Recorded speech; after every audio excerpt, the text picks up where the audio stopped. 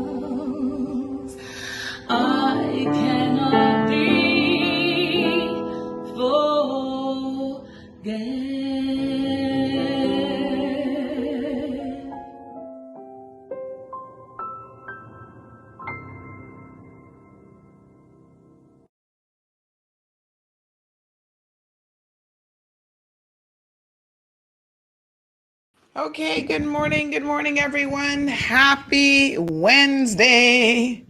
It's Hump Day Wednesday, March the 3rd already. Can you believe it? Well, it is. So we've got a lot of information coming your way as usual. Coming up first this morning is going to be Myles, candidate for the beautiful district of Prospect. We're going to be hearing a lot from Michael this morning. He will be joining us for the first hour of the program. And then after that, we've got Raul, who will join us a little bit later on. We'll touch bases with him to see how things have been going out in the West as he prepares for his first political meeting, which will be tomorrow evening. So the candidates, folks, are getting busy as little bees, and they've got a lot going on. And we certainly appreciate them taking time out of their busy schedules to join us here on the program. Let's do a few quick good mornings before we have Mr. Myles join us. So good morning, Morna. How are you doing? Good morning to, where's Evelyn? Is Evelyn here? Hold on one quick second here. Little internet outage last night. Good morning, Mr. Ramos. How are you? Larry's joining us from New York. He says that it's 33 degrees there, kind of chilly. Thank you, Larry, for joining us. Good morning to Siobhan. Marshall is also joining us, as well as Olivia. Now, I know there's a lot more people than that here on the stream, and you guys are just taking your time, easing into your day with a cup of coffee or a cup of tea. There's the beautiful Miss Janet. Miss Janet, I was supposed to get to you yesterday, but the list of errands was just so long. But don't worry, you're still on my list. I'm hoping that I can come out and see you a bit later on today. So let us welcome everybody. Give a virtual applause to none other than Mr. Michael Myles. Good morning. Good morning. Morning. Yes, How are you? I am very well. Sandy, how are you? I'm doing good. John is saying good morning to us. Richie is asking if we can do a little shout out to his wife, Celine. She loves the show. Well, thank you so much, Richie. I tell you what, yesterday, Michael, I was out and about. I went by Costulas and I ran into so many people who were just like, oh my God, we loved Monday's show. Thank you so much for bringing its coverage of a lot of the candidates getting nominated. Tell us a little bit before we get into some more serious topics. How was your nomination process on Monday? Efficient. I mean, I was the first one in, so I mean, Mhm. I got there at about 8:30. Um, and it was efficient. The staff was friendly, very organized. I was in and out in about 10 minutes. Mhm. I really had all of my nomination documents signed, sealed, pictures taken from probably 2 weeks ago. So for me, nomination, wasn't like I didn't make a big thing out of it. I didn't need an entourage. Yes. For me, it's let's get this on. But the staff was friendly. They were, they provided me all of the information, which was brilliant. Mhm. So I mean, it's my first time doing it. So, I mean, I don't know if it was, if it's changed, if it's improved, but what I experienced was really good. Yeah, nice, beautiful. And I think that's kind of been the word on the street is that the process was extremely smooth. There were no hiccups to mention.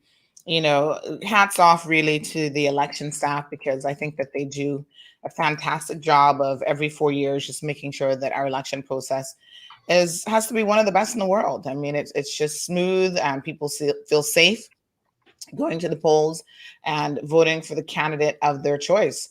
So I think that that's so important. Good morning to Miss Donna. She's locked in this morning, joining us. And Anne Marie is also here. And you are most welcome, Richie. Make sure you tell that lovely wife of yours, Miss Celine, that I need to get her a CMR mug. And big shout out to Irvelyn. Irvelyn is a super fan. We need to go from top fan to super fans now, I think, because Irvelyn loves the program, and I want to thank Irvelyn. She left me a little present at my office yesterday, and it was so incredibly heartfelt. I just want to say special thank you to all of you who go out of your way to show continued love and support for this platform here. And just a reminder, folks, the Chamber has their candidate forums coming up next week, starting on Monday, and we will be carrying that exclusively. Well, not I think somebody else is carrying it too, but when I say exclusively, I mean CMR is the only major, maybe Radio Cayman, but we'll be probably the only major media house that will actually have that forum available for you guys to watch. So I'll get you all the details between now and then about times, but just go ahead and mark your calendar that next week is going to be pretty busy the next couple of weeks with the candidate forums as well. So, Michael, you are a Caymanian business owner. You know the struggles as well as I do of being in that space. And at some point, you decided to throw your hat in the ring for the election. Tell us what galvanized you, what sort of pushed you to make that decision. I mean, it's a great question. 8 years ago, I was actually going to run. I Mhm. was courted by quite a number of folks. And on the last I mean, I wouldn't say the last minute, but I decided against it because my daughters, I had my oldest was still in college. I Mhm. had one that was still in Pampers Mhm. and one that was on her way to college. And I mean, I'm a full-time dad. Mhm. I value the time with my family. I want to be there for them, and I decided against it. um I worked, I've worked, as you know, in with our most vulnerable population, I would say for the last 28 years now, from in various fractions of the government and the private sector.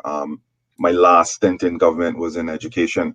And I think that that's one of the things that gave me you know, I, I left education more disgruntled because we were failing children, but because we were giving them a cap and gown, we were, you know, we were almost hiding it as success. And when I left in 2017, just after the election, nothing had changed.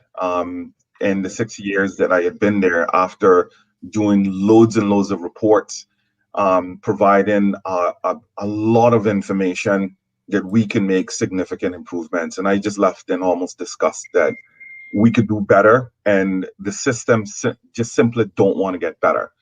About 2 years ago, I started down on a pathway of bringing training programs, vocational training programs, to Cayman, because for 40 years we have been discussing vocational training on an ongoing basis. A matter of fact, just before the 2017 finalization of that election, I think it was like well over 60 people that ran in that election. Everybody's platform was about vocational training programs.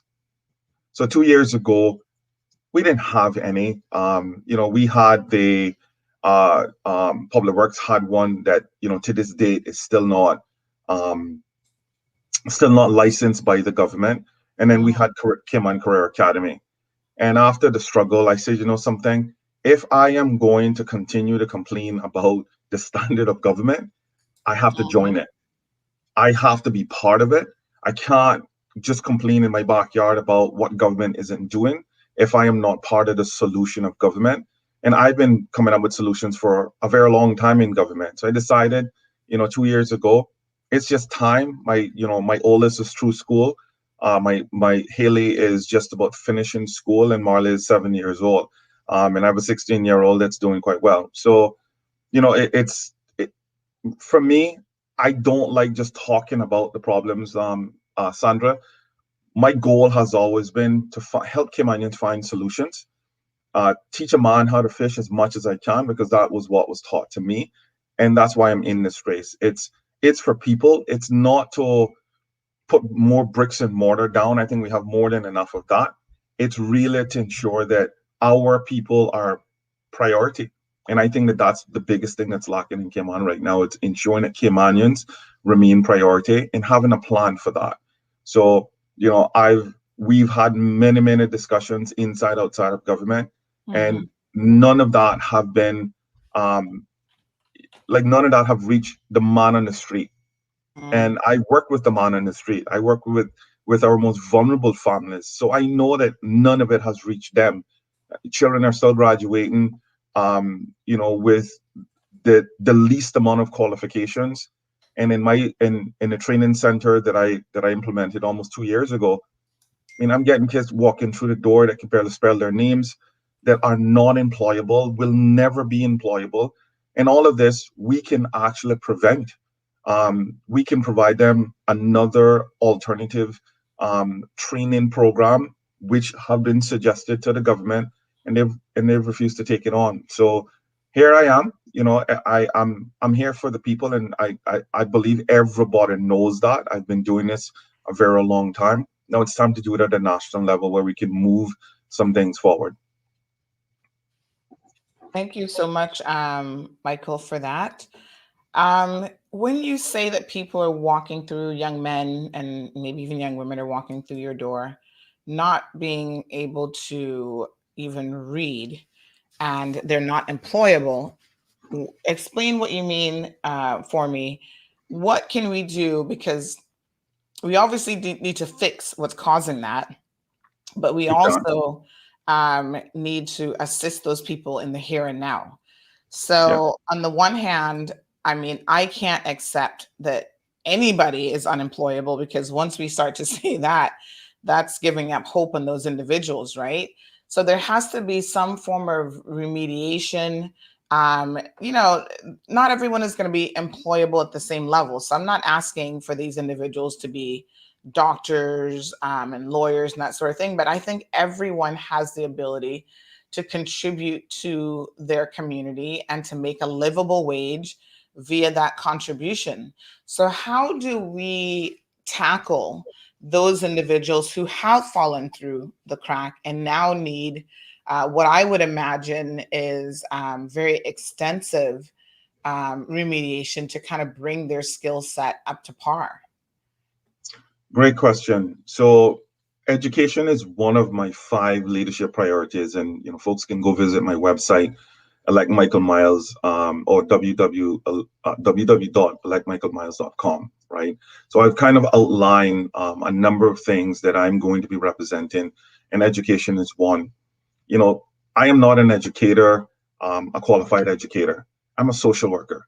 So I came into education looking at it from a social aspect. The challenges that we have had, Sandra, relies on governments admitting that there's a problem. And successive governments have never come out and said, this is a problem and we are here to fix this problem. What we have done is masked it with a lot of stuff, right? So here's what we have done over the years. So we have said, it's the school buildings. So we've gone down a line, and I'm not saying that we didn't have to build buildings, but when you built a school that cost $110 million and it is still not passing inspection, that's a problem. You're investing in the wrong things. We're going to build John Gray High School, and it's estimated to cost $160 million. But it have never actually gotten a good on an inspection, neither of Clifton Hunter. Then what we have done is that we have absolutely lowered the education standard. So a lot of children are getting a level 1 diploma. And I see this walking through my door almost every single day now. Do you know what a level 1 diploma is? Have you heard of that? I have to admit, Michael, that I am actually probably, for someone who has so many degrees, I'm not familiar with the English system, I think, which the Cayman Islands government follows, because I grew up in the States. I haven't yet had experience with it. Now I do have a 4-year-old, so I guess at some point I'll figure that out. But I mean, when I was in law school, and that is an English degree, I think they called it level 1 as well, was the highest possible, grade that you could get. So you had 1, 2, and 3. They call them class. So you had first class, second class, and third class. So we talk about the same thing when you say a level 1. We're not, right? Oh, okay. So we changed. So it's not. So we changed the policy. So we have put in different levels of diplomas, right? So I think we have about 3 different levels of diplomas. But a child can now graduate after 12 years of doing school. Yes. A Caymanian kid can now graduate with 5 E's, F's, or G's. So they can get 5 F's, 5 E's, or 5 G's, 90% attendance, less than 15 days suspension, and they can get a cap and gown and walk down the aisle. That's a level 1 diploma. So what's happening is that a great amount of our children are now getting level 1 diplomas because the level have been set so low that they don't have to try hard anymore. So how do you compete with a level 1 diploma? When you go out of school, you walk out into the world at 17 and a half or 18 years old, and you are going to now go into a job. You can't compete with a person who's getting off of a plane and have either multiple degrees, years of experience. We are setting our kids up. And I've said this for years. We have too many of our children moving out of the school system with little or nothing, right? Another thing is that we don't make a greater contribution to education from an early childhood standpoint. We put in a law, which is great. We needed to regulate all early childhood centers, aka preschools, right?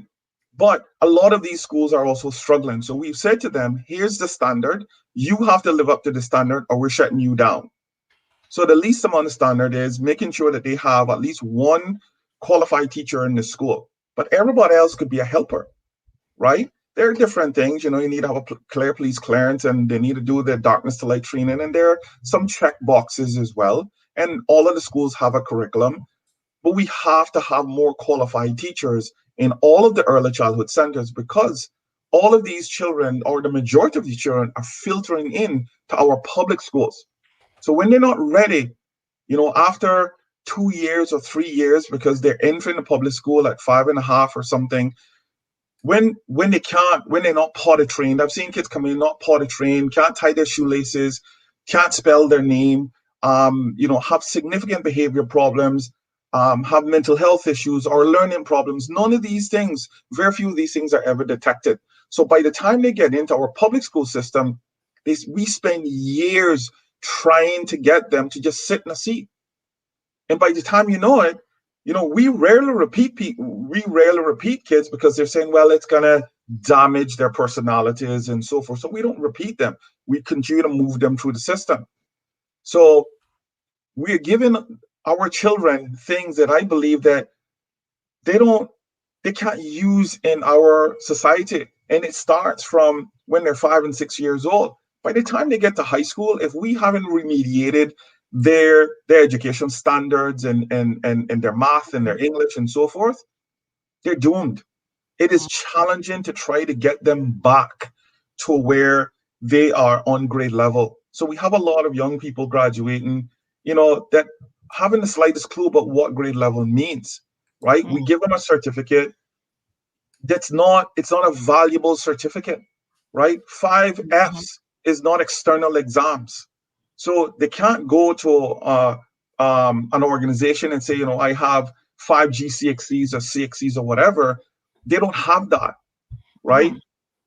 I believe that we need to do away with that. We need to make a greater contribution to our early childhood centers. It cannot just be a law that these organizations are functioning under. It has to be that government is underwriting that.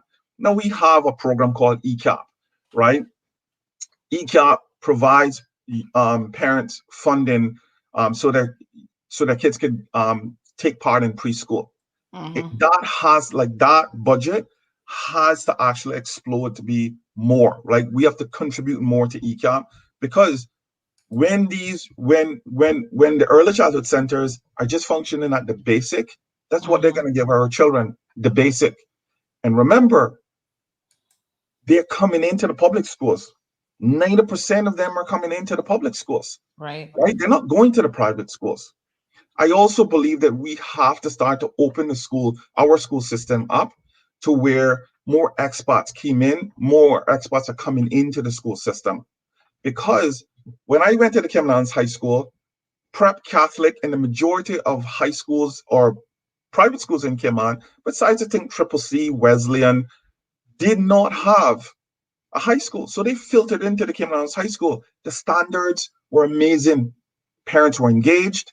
What we've done, we've said, no expats are coming into the public schools because we simply don't have the space. So therefore, the standards have plummeted. The engagement of parents have dropped off, right? Another thing is that we also have to do the same thing with the private schools. I believe that funding should be given to private schools to take on more and more young people. I work at Hope Academy. Michael, let me just stick a pin there. Does the government not already fund private institutions here in the Cayman Islands because of this They do not. measure? They do not, Sandy. The grant that was provided to private schools have been removed. So private schools do not get any more funding from the government. When did that happen? Oh my gosh. I think it was a year ago or something like that. Like I said, I work at still the case. Sorry? No, I said I thought that was still the case, actually. No, it's not. That became political. And of course, politicians all think that private schools are just raking in a lot of money. I work at Hope Academy. When I left the government in 2017, I was so disgusted with education. Hope Academy offered me an opportunity, and it was the best decision that I made, because it gave me a passion back for learning and how young people learn. What we do at Hope Academy is take young folks who can't fit into a public school system or a traditional education system, and we move them into a system that we meet them where they are. And that's what I like. These are things that I was trying to explain to government that we needed to do. We can't put kids in positions where we want them to be. We need to meet them where we are, and we need to provide the schools the resources to do that. So when you have when you have a classroom that has 25, 26, 5 to 6 year olds with one teacher, which learning is going to happen? And I've been in public schools, so my job the in the Ministry of Education was to work with all public schools,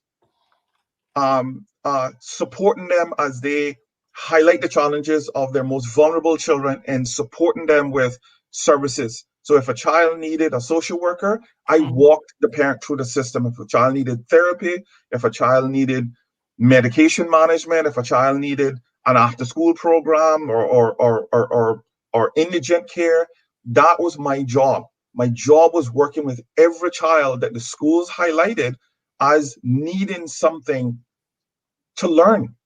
And we don't do a good job of that. What we do is we talk about it. So I got tired of talking about it, and at Hope, we don't talk about it anymore. We just get it done, right? This is the better part of education. And the things that we've suggested, I mean, all of the inspection reports, so people don't have to take my word for it. Go on the inspection website and look at all of the reports. It will all talk about the challenges with early education, right? Yes, high school education needs to be improved, but if we don't fix it from the root cause of the early childhood centers and then kindergarten and first grade, it's doomed by the time they get to middle school and high school. And that's what's happening right now. I was part of a Hope system for 4 years that we are probably one of 6 schools that got good, right? There's only one school that got excellent, and that was an early childhood center, right? We were part of that. We have 120 students. Every child, I think it's about 80% of students at Hope Academy have been diagnosed with a learning disability or mental health disability or both. And these kids are phenomenal. They're learning, they enjoy it, right? And they're like the regular teenagers and first grade and second grade kids. Yeah, some of them may hate school, but when they get there, it's a family, and that's how we treat it. And that's how I believe that we need to start focusing on the public schools. It have to be viewed as different. We have we get up to about 120 students, and we've gotten a good. East End and North Side are functioning under 100 kids, and they've never passed an inspection. So what are we doing different? And we have limited funds. So what are we doing different that East End and North Side, which could be great test centers, that we can give them a lot of resources and move their education system? You know what we're going to talk about next? Building 2 new schools for those 2 schools, right? That's what we're going to talk about. So I alluded to earlier on, we got off on the kick, Sandy, where we were talking about building schools. So we've done that. We put a lot of money into bricks and mortar. Then we're talking about, well, we need to pay teachers more. I'm a proponent for paying teachers based on success, not based on because you have tenure, right? I have loads of respect for teachers. I work with teachers every single day. I see the phenomenal things that these people do, but they're producing, right? We have to pay people based on that. And it should just be capped at $60,000. Let's pay them $100,000, but it's going to be based on success, right? We should not be promoting our teachers or especially our better teachers into management because that's the only way that they can get a promotion. And that's where we lose people. We're promoting them into administration when we should be compensating them for the success that they're getting. A third strand to this is that we are now on, let's change the curriculum. So when it's not working, when buildings aren't working, paying teachers more isn't working, let's just change the curriculum. So every administration comes in, they want to change the curriculum. They don't give it enough time to do anything. They don't want to really deal with the problems, right? So they don't want to say, something we need to fix. We need to fix the early childhood center. We need to give them more money, and we need to make sure that we hold them accountable for the results that's coming into our public schools or our private schools. So no one wants to be held accountable for that because it's not a good thing. They're voters. So like the minister's a politician. So therefore, let's not hold anybody accountable for anything. Let's just continue to pretend that because we get 300 kids on a stage, they all wear cap and gown and they look very nice. And let's say that that's success because they've made it to the pinnacle. But no one ever tracks what happens to those youngsters after. A lot of those kids are unemployed. They're not getting jobs because they don't have that, right? We have to change that part of it. And that's the part that I'm saying that I've said to education and educators. We have to diversify education. We cannot continue to treat the 21st century kids like we did in the 1960s. It's a Or different even breed of young people. 1980s or 1990s, because there's a Absolutely. difference. And that's what we are doing. So every time a new minister comes in, they make it political and then make it about them, right? So they Yeah. can get up and they Let's go can take back. pictures, and it's all about optics, and it's all about, let's walk around with a camera on our shoulder so everybody can, everybody can see that we're doing something. And then the results are printed, and it's horrible. Right. The results are horrible because at the end of the day, no one is held accountable for it. When all of those schools are failing, is then like do we fire the people in education? We No, we don't. don't even fire the ministers. Apparently, we keep reelecting them.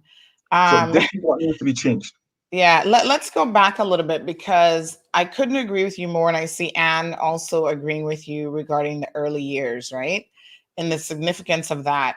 I hope that by now, every single parent gets that message, but I know without a doubt that that isn't the case.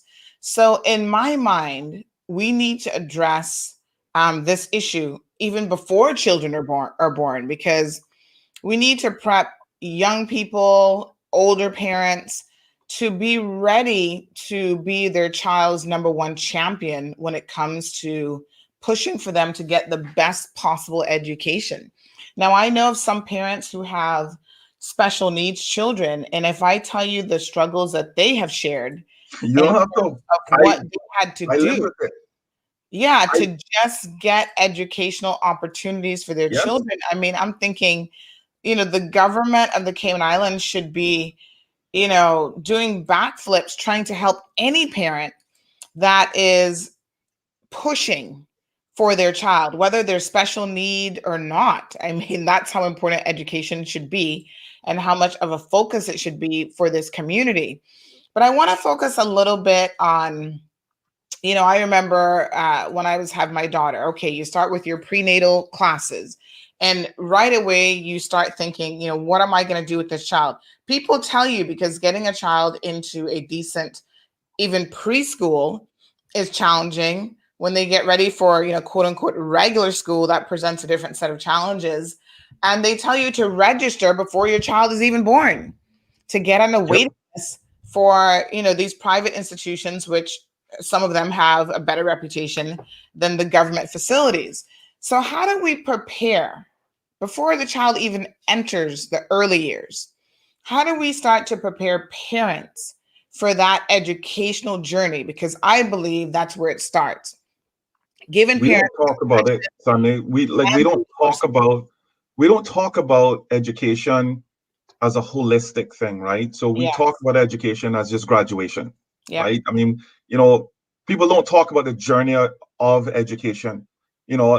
I've now that I've worked in a school and I've seen the journey of a lot of these young people. I've seen their struggles.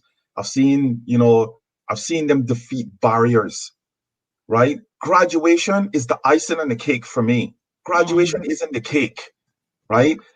What I'd like to do with a lot of our parents when I'm elected is set up so parents understand, let's go through the journey of it. I've gone through the journey with my kids, right? And it hasn't been pretty, it hasn't been great, it's been ups and downs. But I know that that's what we're living for, is that journey. Graduation is the icing. And if the icing is bigger than the cake, we're looking at the wrong cake, right? So we have to make sure that there's information out there. Very few parents know that when their child gets a level 1 diploma, it is a setback. And hundreds of children are getting that, right? I don't see any marching, I don't see any outrage. I often say, because I've now been in the school, been in education for 10 years, I have seen the engagement of a sports day rather than a PTA session. Parents aren't engaged in those things. These are things that reports have called for, that we have to do a better job in education to engage parents in education. So what schools are slowly becoming, or have become, are daycare centers. The schools deal with my kid between 7:30 and 3:30 or 4 o'clock. I pick them up after that, and they become my problem. And it shouldn't be that way. This should be a partnership. And this is what makes Hope so much better, is because we established a partnership. We're calling parents. Many of the schools that are doing outreach, that's why they have scored better, because parents are involved in their children's education. It has to be a partnership with this. And if it's not going to work. I mean, I've been in the Eastern District schools, which should be the easiest for us to turn around. We should be pumping a lot of resources in those schools, because I believe that because they have smaller communities and smaller class sizes and a smaller population, North Side and East End should be scoring excellent, because we should be able to manage the expectations of everybody in those communities by ensuring that every child that gets out of those schools are doing phenomenal well, right? And yes, we have loads of young people that are special education needs. That, like, so what? I've seen these youngsters go on to be doctors, lawyers. I've seen them go on to be bankers. I've seen them go off to college. I mean, that's what I like. 80% of Hope is Caymanian. Many of them have special education needs. They don't care, right? They don't care about that particular part of their lives. What they care about is, can they overcome it? And I am telling you today, a lot of this stuff can be overcome, and it doesn't cost us. It's not going to cost us a lot of money, but what we have to do is hold ourselves accountable for the outcome. Government has outputs. So it is all about activity, right? And as long as you have an activity, they think that is actually success. That doesn't breed success. Outcomes is when you're holding yourself for that, when you have a standard, when you increase the standard, and you're pushing everybody to get up there. And when you diversify in education, education should no longer be where we have blinders on. If we have children that want to go on to be computer specialists, to go on to be automotive technicians, to go on to be plumbers, to go on to be this, to be that, let's give them that, because that's what our economy is creating, Sandy, right? My argument has always been, we have an economy that's burning up with building stuff. We have almost 50,000, or at least over 40,000 cars, trucks, and vans, and everything else. But the average technician in Cayman isn't Caymanian. The average plumber, electrician, project manager, engineer isn't Caymanian. How can that be? We are getting ready to build 2 major hospitals, and we don't have the expertise to make sure that we have labor on the ground, to make sure that people are getting paid. And we have almost 1,000 people participating in the NICE program. That is a travesty. We have failed in that. And that's the part that we needed to change now, right? We need to do away with this. NICE is sponsored at $500,000 or more. Let's take that and put that into vocation. So when people come through that program, they have skills and they're moving into a job because it's guaranteed, right? But if we are not doing those things, the NICE program becomes a welfare program, like we've always done that. It's to pacify Caymanians. That's not who we are. We're stronger than that. We're better than that, right? And I'm not saying that we should not clean up our roads, but let's do it as a national event where everybody does it, not just the people that need to be sprinkled $10 on or giving them 2 weeks. We should be cleaning up the roads as a national community, as a country, every 3 months. That's what I would like to do, right? But we cannot continue to proceed with education in a vacuum. Education has to come out of the vacuum, because it is healthcare. Education's part of that. It is economics, right? It is part of our immigration, but we don't connect it all. Immigration or work doesn't know how many people are in scholarships. So how do they plan labor, right? A member of immigration or work, like the director of work, should be sitting on the education council, because he should be saying, here's the trends of labor. We need technicians. So therefore, we need to produce those courses in our public school system or in our private school system. We should be incentivizing community leaders, like the automotive makers and like the solar installers to get into our public schools, because that is what's going to be in demand in the next 30 years. Not, like we have a program of childcare only because it's an easy program and it's an easy pass. But how many of our youngsters go into early childhood care? So we have all these preschools. Like, why aren't we making it? Why aren't we making those jobs accessible to Caymanians? But we have that qualification in our school system. So why have it if that's not where our children are going, right?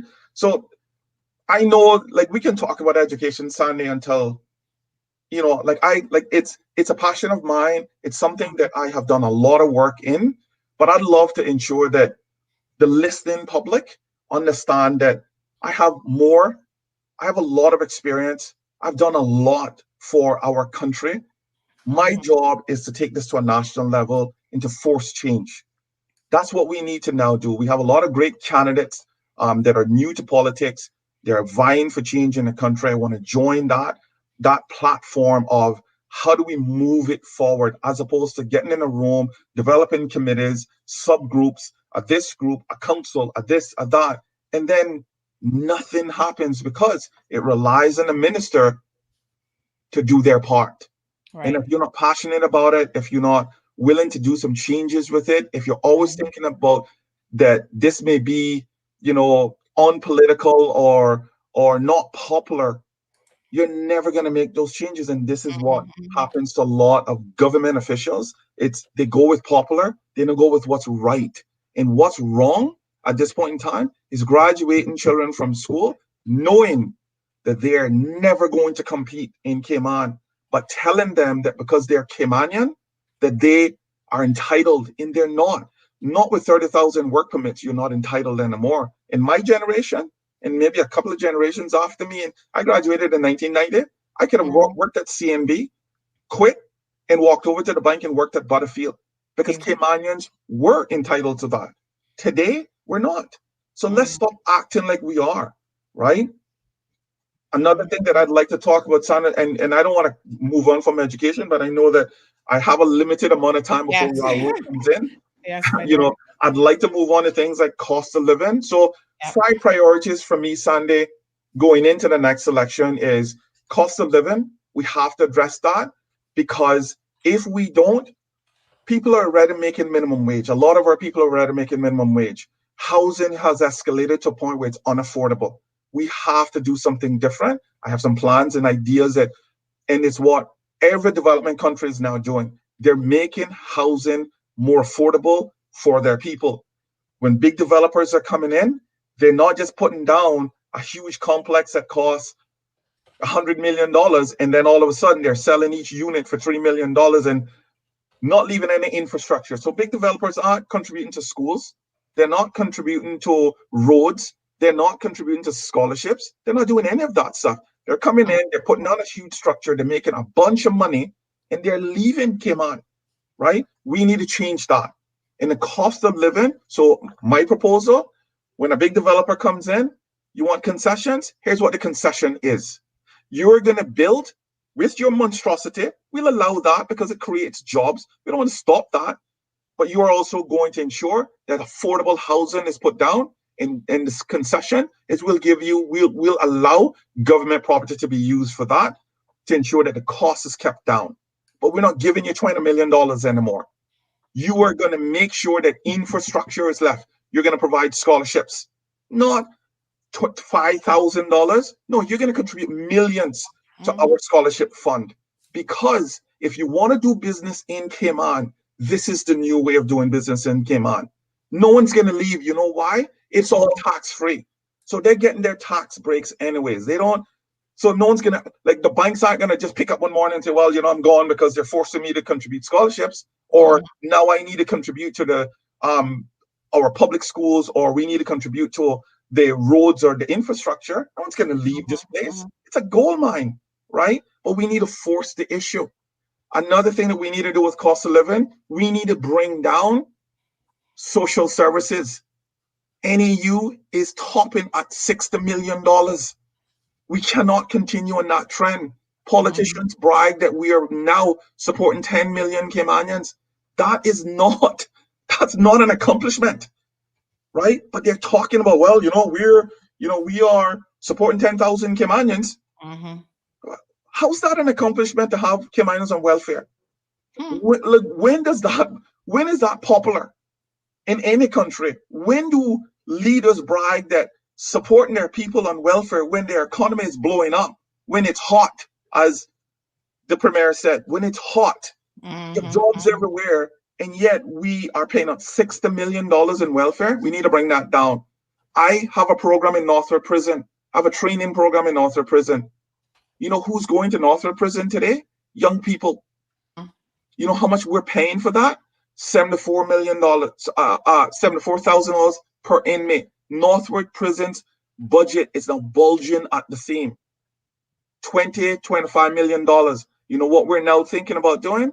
Building a new prison. And if we build it, guess what? You know who's going to fill it? Us, Caymanians.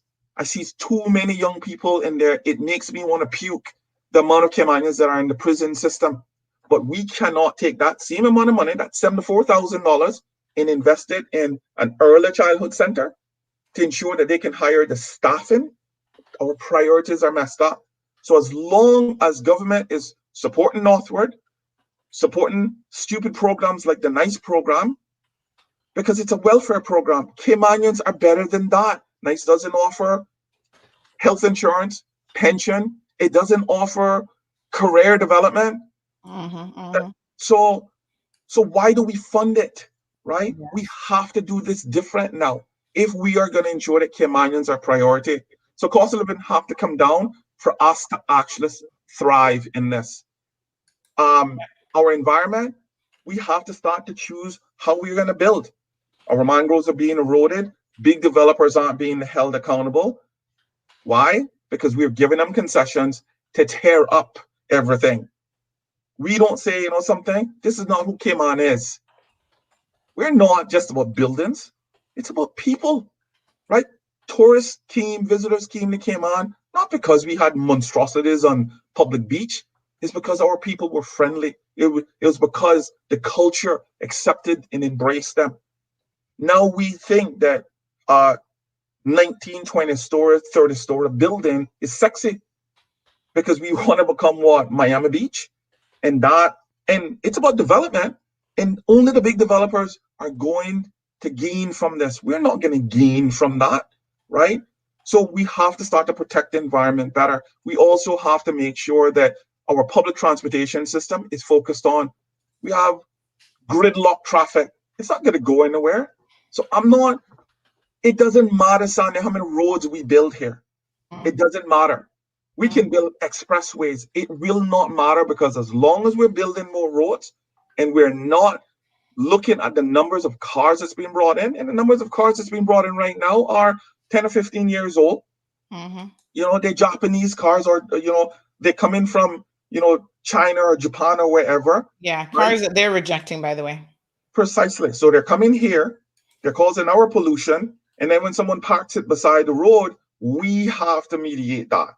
It goes into our landfill. How is that? How is that even normal for us, right? We have the National Energy Policy. Have you read that policy? It is phenomenal. Sandy, if you get an opportunity, read the National Energy Policy. You know how much of that policy we have actually implemented? The policy was approved from 2017. It's a 20-year policy that goes to, I think, 2038. You know how much we have actually implemented? 2% of that policy. 2%. We are calling for an overhaul of oil reliance, electrical or energy reliance on CUC. But again, we have a lot of personalities, conflicts of interest within the government. And as long as we have those, we're not going to airbud it. Solar is always going to be $30,000 because the average person can't afford that.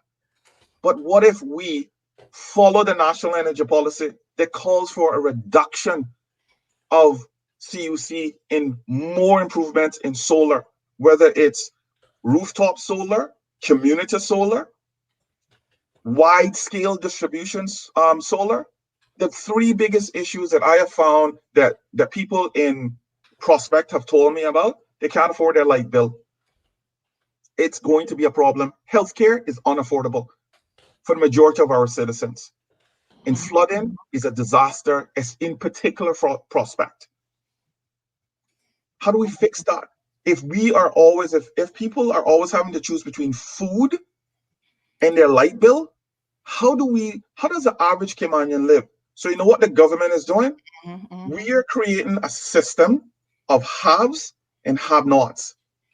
And Caymanians are becoming more and more bitter that the haves are getting off of a plane, living in a condo that costs $3 million or in a hotel, and they have to choose between their healthcare bill and going to Hurley's. That is unfair. And we as citizens, we now have to vote for people who are going to fight for that. And that's who I am, right? I don't have the time to sit down in a committee and plan, because the plans are already there. Sunny, I can show you books. I can show you consultation reports that we have commissioned over the last 20 years on crime, energy. I can show you things that we've done in education. I can show you things that we've done in probation and parole, the court system. I can show you all of that. It's all there for Caymanians to see. You know what we don't show? The recommendations that we've implemented, because we haven't actually done the work. If we are committed to this cause, then let's start actually implementing. I tell people, don't invite me to the committee to plan, because that for me it's boring, because people are just sitting around talking about ideas. Call me when the ideas are translated to an implementation plan that I can actually get busy doing that, because that's the fun part for me. It's moving it forward. It's fighting for what you believe in. And those are the things that I believe that we can solve today, early after this is all done. We can solve these problems, but we need 19 people that are going to get in there with some courage and solve it, and not people that are thinking about the next election. Oh, well, I need to just be popular because this is a job for me. I don't really care about election. You know, for me, I want to be elected like everyone else, and I'm going to do everything I possibly can. But this is not going to define who Michael Myles is. Because my mother have always told me, whatever I do, I put my chest into it. That's who I am. I'm always going to give my best. And elections isn't going to define that. What we now have is career politicians who are thinking from one election to the next election, how do I get paid? I don't really have to do anything. What I have to do is show that I'm doing something, talk about doing something, and I can get elected. What I want Caymanians to now have a clear understanding of, let's look at the records of these folks and vote based on that. Stop voting based on like or dislike. Vote based on, how can this man help me and my family, and what has he done before? And if you look at my record, for 20 years I've been doing this. I've gotten the results from ensuring that kids can have aftercare, to health insurance, to building up the skate park, to putting in a training center. I can tell you at least 20 things that I've just done in the last 10 years. And that's going back mildly. Because for me, it's about results. It's not about talking about it anymore. It's about, let's get some results out of this. Let's come out of the committees. Let's get into the schools. Have you seen any of the government officials going to the schools without cameras? We've never seen it, because they don't do it. It's a photo op. Right? That's the part that I think that's an insult to our schools, because they only go in there with a bunch of cameras. They don't go in there just to read to a child or to understand what the challenges are that the schools have. They go in there to say, well, look, we've just built a new building and we've named it this. And I think it's a travesty. So we have to now improve on that. Equality is another leadership priority of mine, Sandy, only because Caymanians, one, are being outnumbered in Cayman. Mm-hmm. We have to start to make sure that Caymanians are priority. If we don't, we are going to be extinct in this country. We're going to be, like I said, it's going to be distinct. We're removing the middle class. We cannot do that anymore because the middle class in any community, in any country, Yeah. is the The stranglehold. foundation. Yeah. If we strangle this out, Mm-hmm. then what? Right? Mm-hmm. And that's what we are doing. More and more pressure comes into the middle class. And then we're creating more and more of an underclass. In 1995, I graduated college and I came back as a social worker. Mm-hmm. Between 92 and 95, I was a social work intern. I saw poverty in Cayman at extreme levels. Now, my mother, I tell people all the time, my mother would slap me if I tell you that we were poor. She wouldn't say, Michael, we weren't poor, we were broke. And she was right. Because broke, you can change. And she did. She worked her behind off as a single mom and she changed broke for us.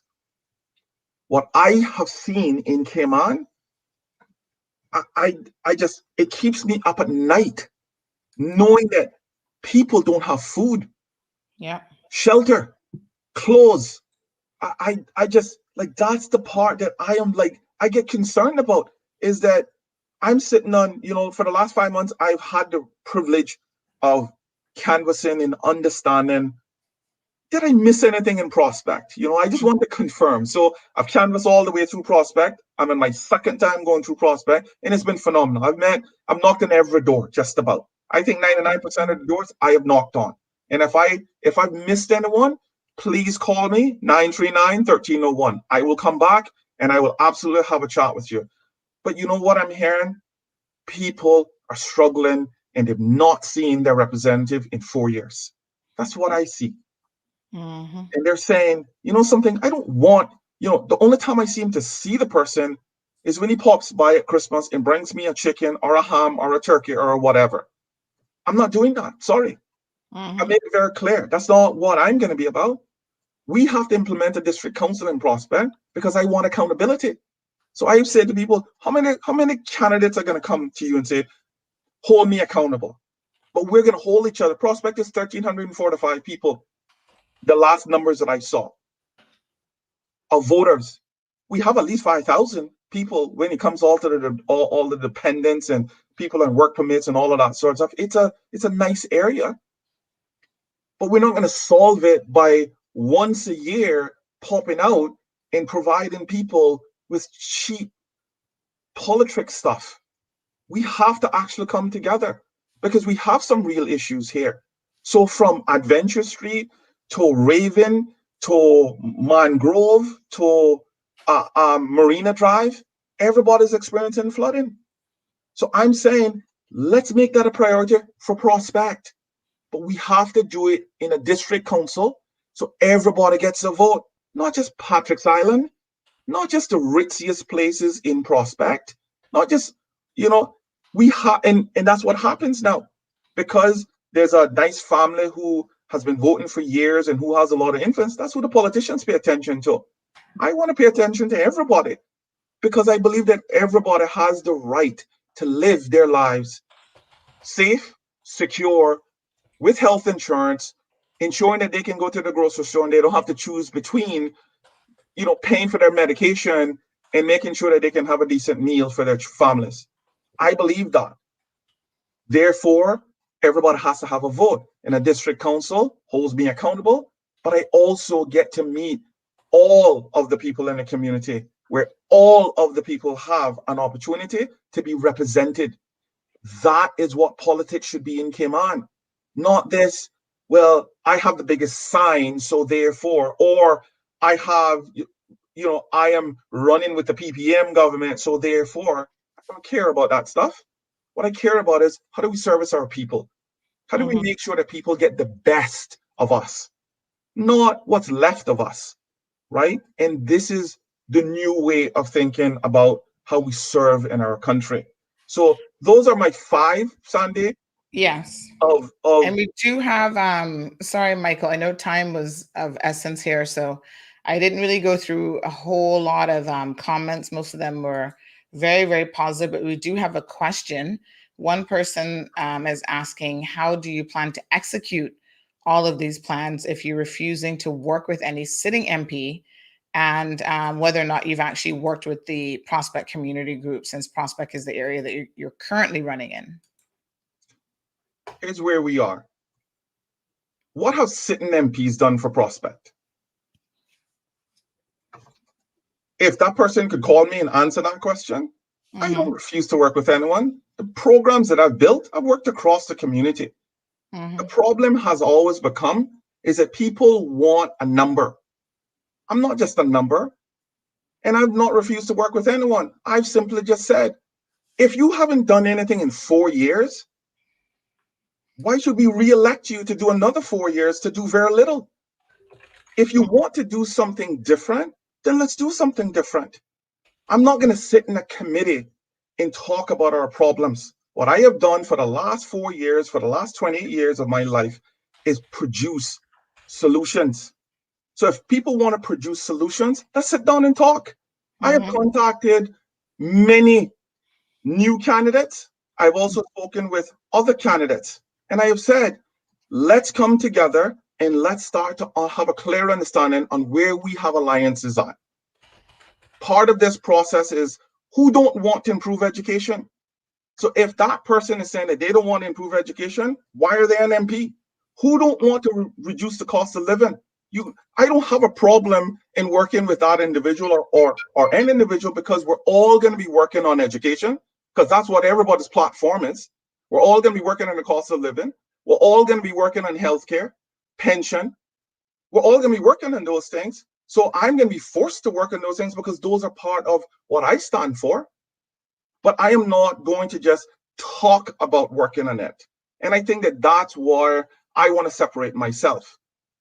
We have to do this a little bit different now. And it cannot be about working with you just for the sake of a number, because you need me in a committee to make up a number. Let's work on it because you have a plan. So come to the table, 939, you want to work with me? I will sit down and I will share what I believe we can do.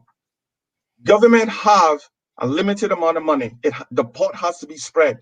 But I don't think a lot of it depends on money anymore. I think a lot of it depends on will. That's what it is. I have contacted Sunday every MP just about, emailed about coming into the training center, seeing what we have, providing scholarships. You know how many have come? One. Bernie has come, and I haven't seen him again. Every Caymanian that walked into Inspire Cayman, I provide a scholarship to, because I'm out there fundraising for that, because I don't get funding from the government. So when I hear MPs talk about working with Myles, I'm saying I've been working for the last 10 years in education. I've never had an MP that worked with me. None of them. And I've contacted many of them many times. You know why? Because it wasn't political expedient for them. Now, all of a sudden, I need to work with everyone because I now need to make up this magical number that they need to hit to make the government. And I have no problems with that. What the problem that I have is, what are you going to bring to the table that's going to revolve around Caymanians? Are we going to make Caymanians priority? Not your career, not my career. Caymanians, because that's why we're in this. And if we're not going to do that, this is a waste of time. Well, Michael, thank you so much. I think you had a lot to say this morning, lots of food for thought for anyone who's in Prospect for sure. Focusing folks on education, as well as sort of his key 5 key areas that he sees going into the April the 14th election. Now, Michael will be back with us on, let me just double check our dates here, Michael. I know you're coming up again on, what's the next date that we confirmed for you? I've got to keep all these dates straight in my head. So Michael will be back, folks, on March the 22nd. So make sure that you mark your calendar for that, and he will continue to expound. That's about 3 weeks out. He'll be back then to expound on some of the key issues that he says are facing not just the District of Prospect, but the entire country. Michael, thank you so much And if I for can joining us. this, and hopefully you can help me just put this out there. March 11th, I'm having a town hall meeting at the Seafarers Association at 6:30. So I'd Okay. like to just get that out to all of the folks in our community. Please Right. come out. Okay. This is not like this is not going to be a speech. That's just not how I do things. I want engagement. I want to understand, and I want us to talk through some of these things and come up with ways on how we can fix it. I have ideas. I have opportunities that we know that we can fix this stuff, but I also want the public to be engaged with this as well. Right. So again, Tanya, thanks again. I appreciate you giving me a platform. Welcome. So next week, Thursday, folks, Michael is having a bit of a town hall meeting at the Seafarers Hall in Prospect. What time is that function, Michael? 6:30. 6:30. 6:30. Yes. 6:30. All right, folks. So come on out. Thank you guys so much for your comments. Michael, thank you. And the best of luck to you. I think Prospect is going to be definitely one of the more interesting races to watch in election night. Don't forget, folks, that we're going to be covering it in real time with our real-time map. So, Michael, have a beautiful day. Thank you, Tanya. Appreciate we'll it. see you again on the 22nd. Thanks, everyone. I appreciate you guys tuning in this morning. Okay. Have a great day. Wonderful. Thank you, Michael. All right, folks, we do have Raul who's going to be coming up next with us. We are chock full of candidates. Raul is also on a tight schedule this morning. Good morning, Raul. Morning, Sandra. How are you? I'm good. I'm good. How are you? I don't know why you're drinking your coffee out of that colorful mug when it should be a CMR mug, but anyway. It's actually tea. It's actually tea. Tea. Good job. So now, Raul, you were busy preparing yourself for a meeting tomorrow. So tomorrow is your first public meeting tomorrow evening. Do you want to tell us a little bit about that event and what people can expect from you? Yeah, well, it's my first public meeting. Obviously, I've been having number of meetings, meet and greets throughout the district, walking the district. But tomorrow I'm having my public meeting. It's actually at the Heritage Square. That actually plays a very significant part of my life because I spend a lot of time there. And I'll expound on that tomorrow when at the meeting. But it's going to be a fun event with, we're going to try to make it interactive. A number of speakers that are going to talk on me professionally, especially in terms of my track record professionally, the ability for me to have run companies. I am a professional. I've went through the ranks from being an engineer, a technician, up to becoming CEO. So what that shows is that any Caymanian, given the opportunity, can actually rise to the top. And I have a proven track record to run companies, and there's someone that actually is going to be a special guest to actually explain to people exactly the type of professional I am, the way I can run a company, and by and large then be able to contribute once elected to a ministry or to the government in terms of using my professional experience to be able to do that, as opposed to only being with a particular skill set. Because running this country now, you cannot just have one skill set. You can't just be a lawyer. You can't just be an accountant. You actually need to be CEO of a company that can actually understand all the issues and with experience. I've got 30-something years experience. I've got 15 to 20 years experience of senior management positions in major international companies that are extremely successful, including one from the US, and other places. So I'm going to go through that in great detail in terms of what my plans are for the country from education, and how do we create an education platform that functions across the board for everyone, that also allows Caymanians with the ability and that the drive to be able to be successful. Because I am a success story, Sandra. I grew up humble, very, very humble beginnings in Northwest Point.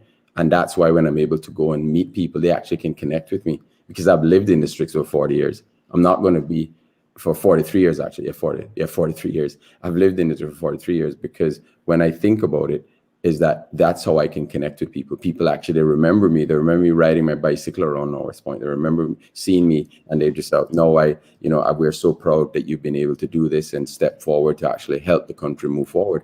I'm not going to be a candidate that actually don't see people in every 4 years.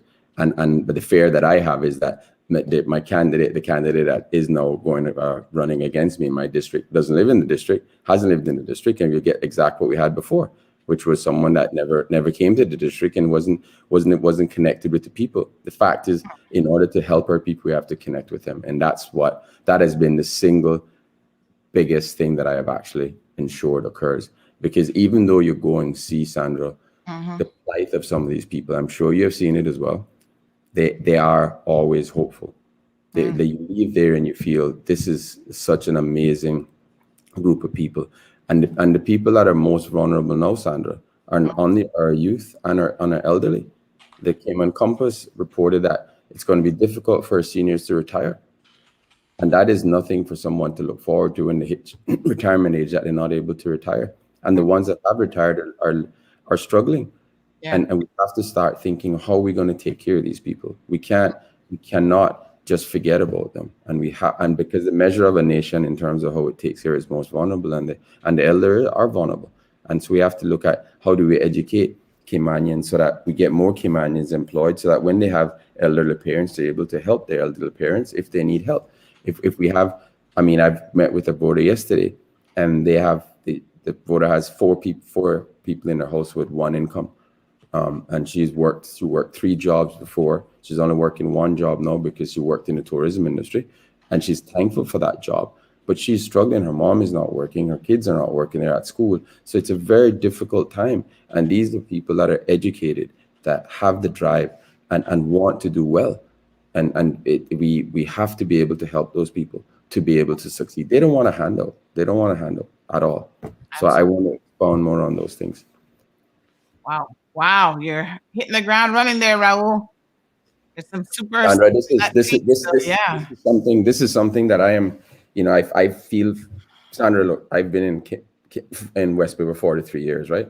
Yes.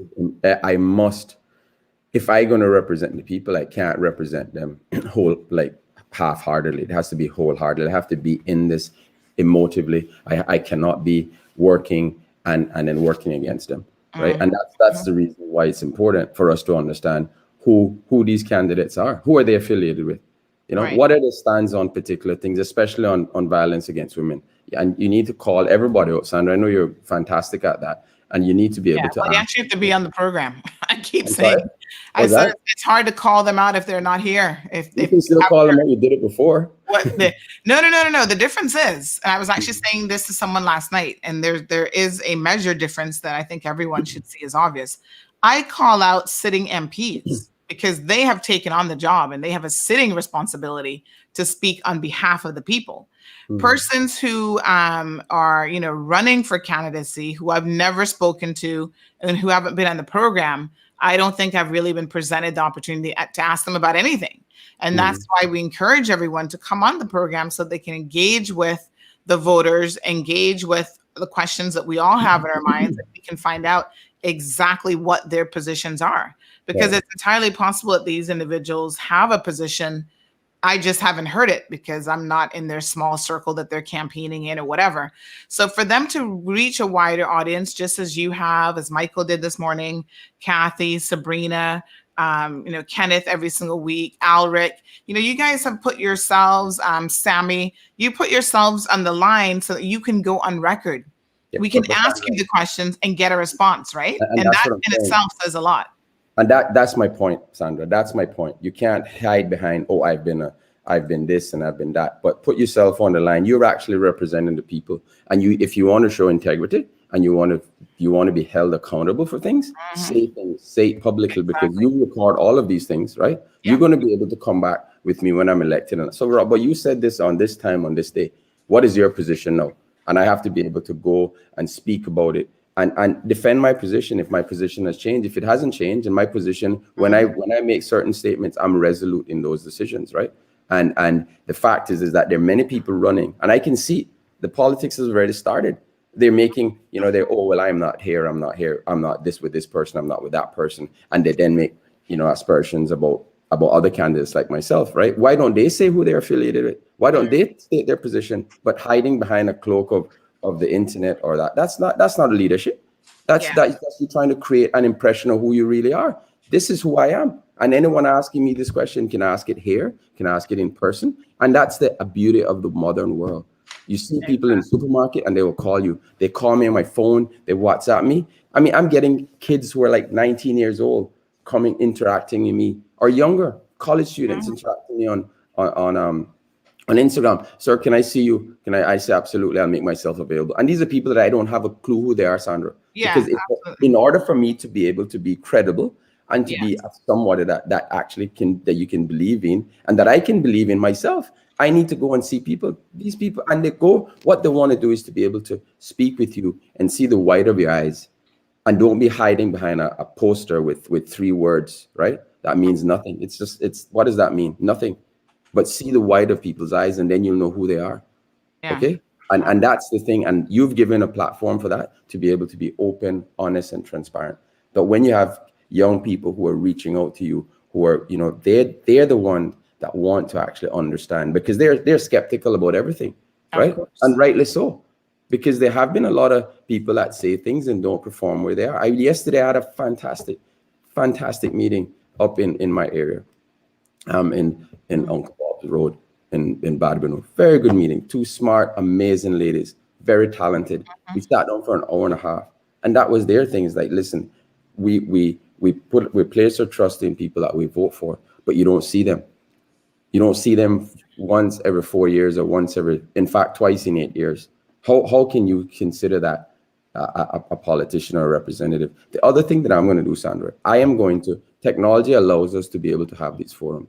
So my plan is, once elected, I'm going to have Zoom meetings once a month, obviously with the people and it doesn't have to be West Bay South voters, it could be anybody. But I'm going to focus on West Bay South, because that's where I'm actually going to be elected to represent those people. And for the people that the older elderly that may not have the ability to connect with me in Zoom or some other form of video conferencing facility, I'm going to have physical meetings.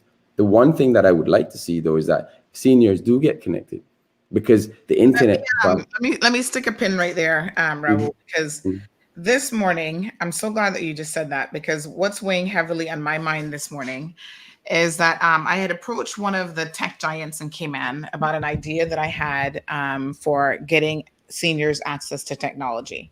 Unfortunately, during the show, as I was, messaging or speaking with Michael, I got word that unfortunately they don't have the devices or whatever to accommodate that.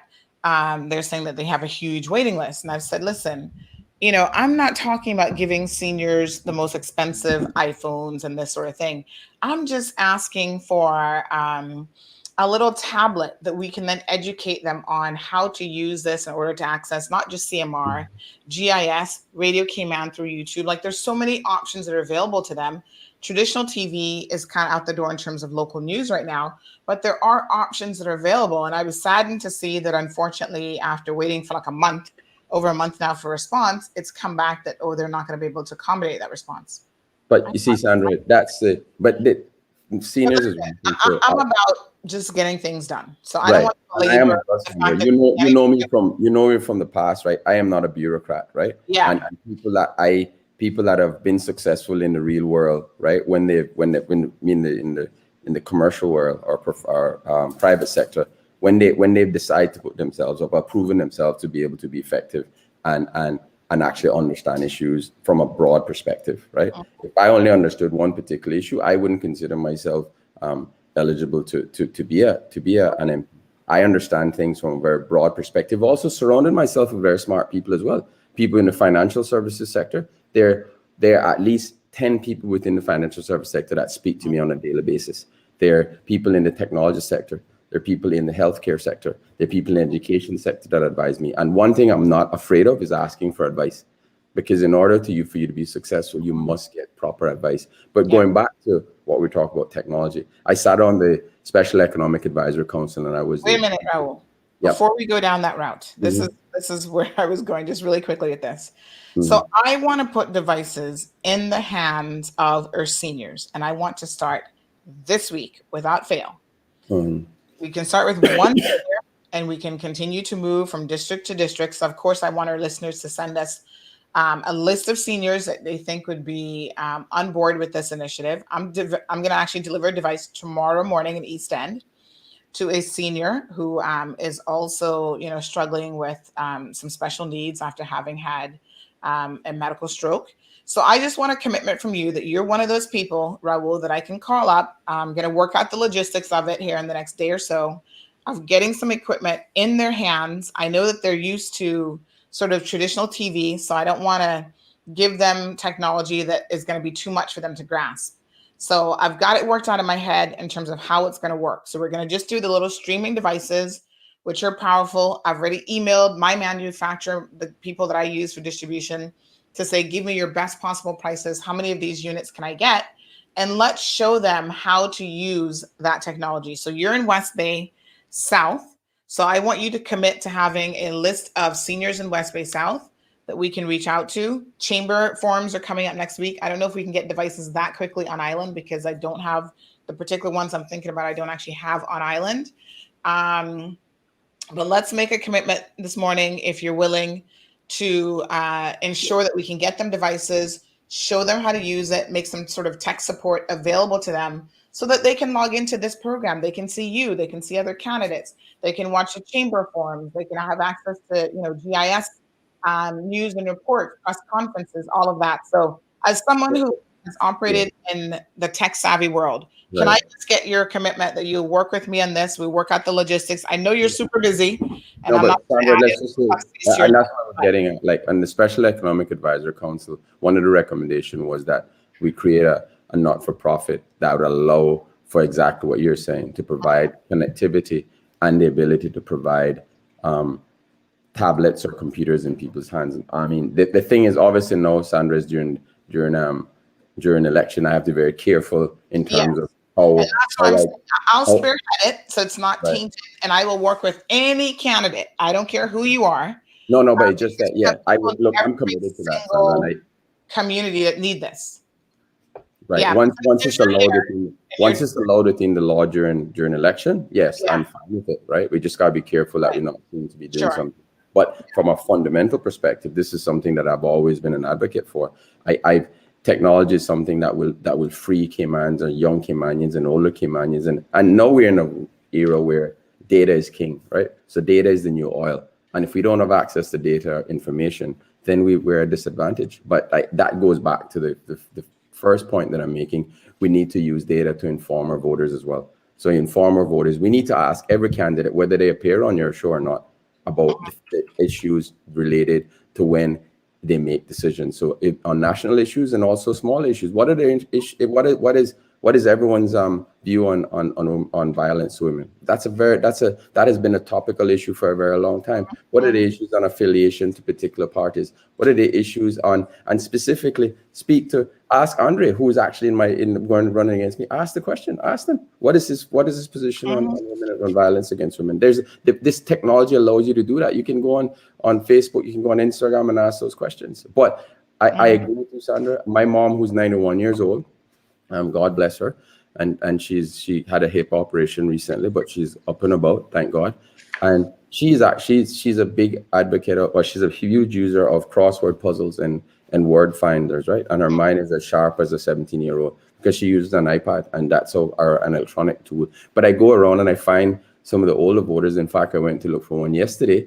That's what she communicates. She has her own little iPad, and she's able to live a better quality of life. So I say that to say this: I am 100% supportive of it, but I'm also 100% supportive of getting it into the hands of our kids as well. Because during COVID, a lot of kids were not able to function properly and were at disadvantage from an education perspective because they didn't have access to internet. And while I was the CEO of Digicel, and before I declared, we actually provided free internet service to a number of kids throughout Cayman. And those kids had no way to be able to connect. They weren't able to do their homework. So I'm an advocate for that, Sandra, because it provides a platform not only for news, but for education. And it will allow the country to be better served from a connectivity perspective. Absolutely. All right, Raul, sounds good. I know you've got a meeting that you have to jettison. I also wanted to talk about one thing, Sandra, that's a big issue now. It's obviously the cost of living, right? And the inability for people to own homes, right? Because of the high cost of living. And what I'm going to suggest when I'm elected and work with planning and work with the government is to allow for the building of homes for affordable homes. But think of an affordable home as a way to create other spin-off benefits. So when you build an affordable home, you build it with solar panels, you build it with a reverse osmosis plant. So the ongoing maintenance of the home is actually lessened, because that's what the issue is. If they may have a home and they may be able to pay the mortgage, but it becomes difficult for them to be able to pay electricity and water. So when we create these affordable homes, we need to create them as a community of solar panels, a community of a reverse osmosis plant that will allow them to be able to get the benefits of having electricity, having really good, fantastic water, but don't have to pay for it on an ongoing basis. And to also work with the banks as well, because I think the banks actually do a disservice. They only take a particular, if somebody's making $6 an hour, whatever the number is, $15 an hour, they only take that as the basic salary. They don't take gratuities and stuff like that. So it prevents persons from actually being able to own a home. The other thing I'm suggesting as well, and that I've put into that I've started discussing and speaking to industry experts, is to why don't we look at when a Caymanian builds a home, young Caymanian, we remove the duties, we allow duty concessions for persons building a home, a first home. So instead of charging 50% to them on building material, it actually is waived. And that would not affect the local suppliers, because if you bought it from a local supplier, they would actually just discount it by 15% and reclaim it back from the government if they were to pay duty. We will then remove the 7.5% stamp duty as well, so that immediately it's 22.5% less for a Caymanian to build a home. And we also have to look at how the 7.5% waiver as well. What we've seen is that instances where young Caymanians have bought a home and they've sold the home within a 5-year period, and they then have to claw back, the government then claws back the stamp duty concession, right? In my view, that's sort of a disadvantage, right? Because if they've sold the home and they've upgraded to another home, they're paying stamp duty on that home anyway, right? So why not forget that it occurred and the Caymanians have benefited from it? Because $8,000 is a lot of money, right? The other thing that I found is that when persons jointly build a home, so if a young Caymanian, married Caymanian build a home, or they build it with their partners, if they, for whatever reason, part ways, they then lose the benefit of having the ability to take advantage of the stamp duty waiver, which is not right. Because if it was paid and it was paid jointly, what they should suggest is you may need to compensate the party that is no longer has the home, but it shouldn't really go back to government. It just puts young Caymanians at a disadvantage, and I think we need to stop looking at try to find ways to help our young Caymanians to be able to become homeowners. And there are lots of instances where I think we don't look at it objectively. We look at it very, and just, okay, this is the law, we must stick by it. But who do we disadvantage? Our young Caymanian voters and young Caymanians, which is, we cannot have this go on, because they become disenfranchised. And what we said about that, right? And that isn't something that I want to be part of. I want to ensure that we always look after Caymanians. We always ensuring that Caymanians are first. And I'm talking about all Caymanians, irrespective of when you were born, whether you arrived here 10 years ago and you acquired Caymanian status. I'm talking about all Caymanians, because we will have to protect everyone. Absolutely. Beautiful. Okay, so you still got to go at 9 o'clock, or you look like you freed up your schedule a little bit?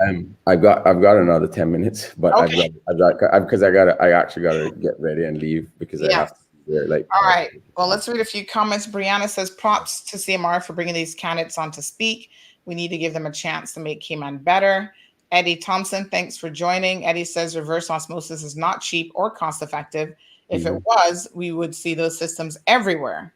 But actually, I can answer that question, right? So because there is a reverse osmosis, they're not cheap, but the fact is, if you look at the long term, but they're inexpensive when you look at the overall long-term use of them. I have a constituent, Mr. Kim Jackson, who actually has a reverse osmosis plant in his house. I mean, he's a brilliant engineer, right? So he has a solar panel, he has a wind turbine, he has reverse osmosis. But what I'm talking about, when we build low-income, affordable housing, we should build it as a community. So take the economies of scale. If you have 15 homes or 20 homes being built, it then becomes cost-effective, because the use of water, and you can use it potable water, you can use it gray water. There are lots of ways in which it can be done, because you create a self-sustaining environment whereby persons don't have that ongoing cost of cost of monthly water or electricity bill. And I think we cannot just say it's expensive. I think we need to explore it, identify ways in which we can reduce the cost, especially when we're building not one home, but we're building a community. And that's what I kept talking about, we need to, when we think of affordable housing, it has to be a community. I mean, and the thing is, Eden actually just made a fair comment. Microgrids are actually fantastic. In fact, microgrids have been used in the Caribbean. After one of the hurricanes in the Caribbean 2 years ago, they started building microgrids in Turks and Caicos, right? Because it actually allows, it creates less dependency on obviously the utility, but it provides a way in which people think stuff can back up. And I think microgrids are fantastic, but just create anything related to utilities, it can be recreated. And in a smaller scale, but provides the benefits to the homeowners. Because I've seen voters, one that was heart-wrenching yesterday said, I know I have a choice on a monthly basis to decide whether I pay for water, whether I pay for electricity. Sometimes I have to turn the electricity off for 2 days. That's just not, and this person is working. This isn't someone that is unemployed but it just cannot make ends meet. And that is, we can't do that for much longer, in my view. Mm-hmm. Okay. Thank you so much. Juanita says, great, Raul. Sounds great about the housing plans. Wishing you all the best in the 2021 election. Miss Sue says, because even when they have good jobs and good salary, can't find a decent priced home. They're all building $300,000 and up. So yes, Raul is right. Cut the stamp duty to pay too. Exactly. Mm-hmm. Yeah. I mean, and the thing is, Sandra, we also have to think of, how do we replace that revenue, right? The thing is that we have to look at when we do concessions as well, right? We have to say when we do a concessions are needed, are used everywhere in the world, right? So I'm not against concessions. What I'm against is that when we do it in a transparent fashion so everyone can see what the concession is. So if we're building a low-income housing, we can actually say this concession was given by a developer because he's providing X, Y, Z, and that will provide benefits to the wider society over 10, 15 years. And the Cayman Island people benefit from it because they don't have to incur that cost. And I know I spoke about the sovereign wealth fund, but we should call that not the sovereign wealth, we should call it a sustainability fund, because that fund can help, will be used to sustain our people from a education perspective, from a healthcare medical perspective, from an infrastructure perspective. So if you think about when you build these homes, the fund could actually be the ones providing the funding for these things to allow them to be able to own that asset and perhaps even sell electricity to the grid in the future. So there are lots of opportunities, Sandra. I think that what we have to do now is have people like myself with a wide range of experience, with wide contacts throughout the world that can actually bring these ideas together. And there are a lot of innovative think tanks that actually would see Cayman as an ideal opportunity to actually implement these things and test them and make sure that they work properly. And if they work properly, then they can become larger and more robust in terms of its application. But there are lots of these companies that are looking to do that. There are companies that are willing to fund these types of things because they say, if I fund it and it becomes a success, then I'm actually will be able to gain the benefit in the future because I will have a much larger market. So it's not that they're doing it altruistically, but you can benefit from it. All right. Ms. Brianna says not downgrading, the expats, but it's time that we, the Caymanians, come first. It's so frustrating for many households. They can't even enjoy their paychecks because it goes straight towards the bills or other expenses. Ms. Sue says that one of the good guys who built all Frank Hall homes has retired now, and all the affordable houses stopped. So are Frank Hall homes not being built anymore? I'm pretty sure I see what I think is a new development going in not too far from me, actually, in the Low Valley, Savannah area. Eddie says, I agree with the community idea, but you will have to change the laws for electrical and power supply. Let's get it done. At least we have folks like Raul who are willing to publicly talk about issues or topics that traditionally have been off limits.